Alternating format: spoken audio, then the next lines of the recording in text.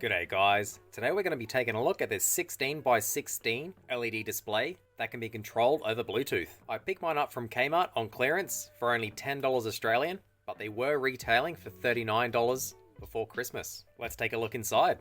Inside we do get a USB-C to USB-A cable, which it's powered by. A small manual. I guess it tells you about the app. And the pixel display itself. Taking a look on the right hand side, there is a power button, a brightness button, and it does look like there's a microphone. I was reading online before purchasing that there is a sound activated dancing man that you can select, so we'll take a look at that. There is nothing on any of the other sides. On the bottom you have two wall mount sockets, what looks like a small speaker grill, and just under this little alcove is our USB-C port for power. There is no built-in battery. Let's plug it in and power it on. When turning it over, I noticed what looked like a small stand, but it turns out it does just come off.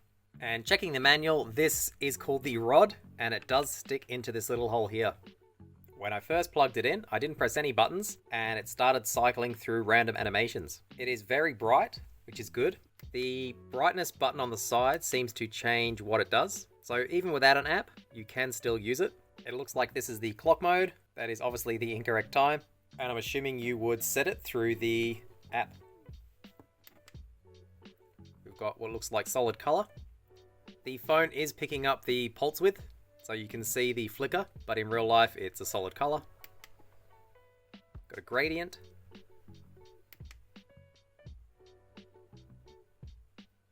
Love heart.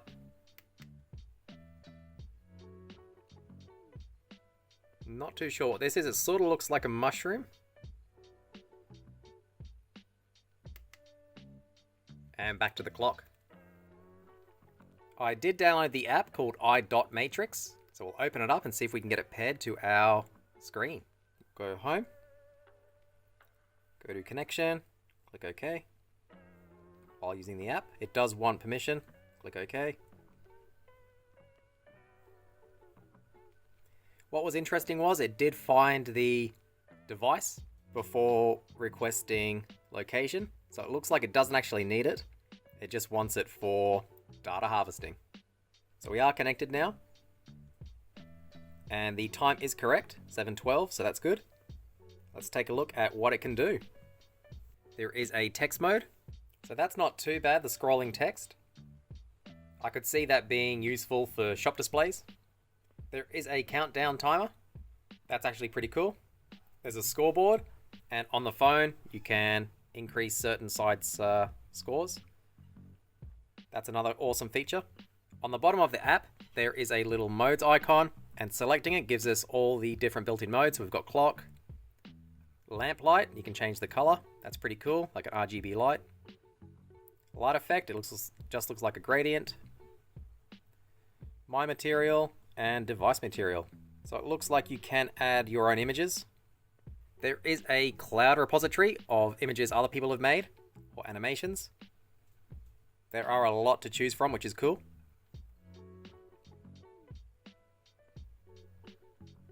There's also a bunch of seasonal animations. So this one's Christmas, obviously. Another Christmas one. Santa one. I'm guessing this one's more for Valentine's Day. There's a 3D one, which is pretty cool. This one appears to be some kind of a Weedle clone from Pokemon. There is an entire tab for business-related media. So big sale, closed, another closed one.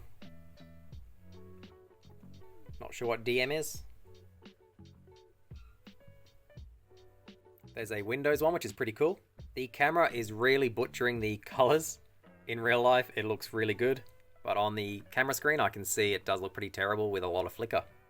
There's also what appears to be music visualizers, which is pretty neat. You do have to play the music through the built-in app though, so it's just playing on the phone now. I have muted it, but that could be pretty cool for a party.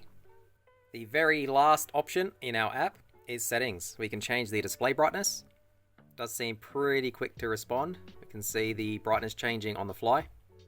Upside down mode. So if you've had it professionally installed and it's upside down for some reason, you can flip it through the app. Password, device info, just tells us about the device, so 16 by 16. And the MCU version, so I'm guessing you can reflash the controller inside. Energy saving mode, so that turns the display off and on between certain hours. Very handy for a shop again. And languages. If you close the app after selecting an animation, the animation does stay on the little pixel display. However, if you press the back button inside the app, the animation does disappear and go back to the last used animation, which for me was text. So I think we'll try close the app with the animation playing. I will turn off Bluetooth to completely kill the connection, and we'll power off the display and see if it remembers it. So pressing the power button once does nothing, holding it down turns it off, and we will turn it back on. Interestingly, it does not seem to be turning back on.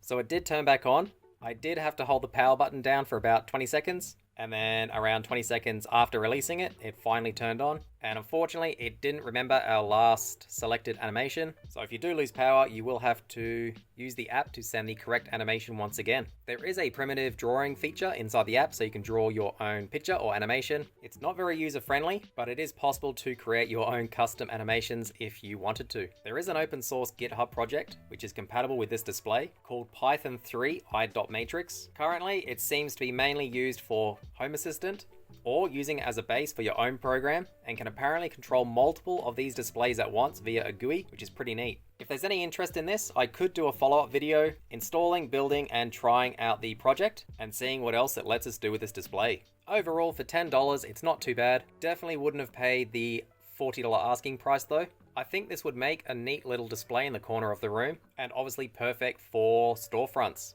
I think that'll do it for today. If anyone has any questions or comments, let me know down below. Otherwise, thanks for watching.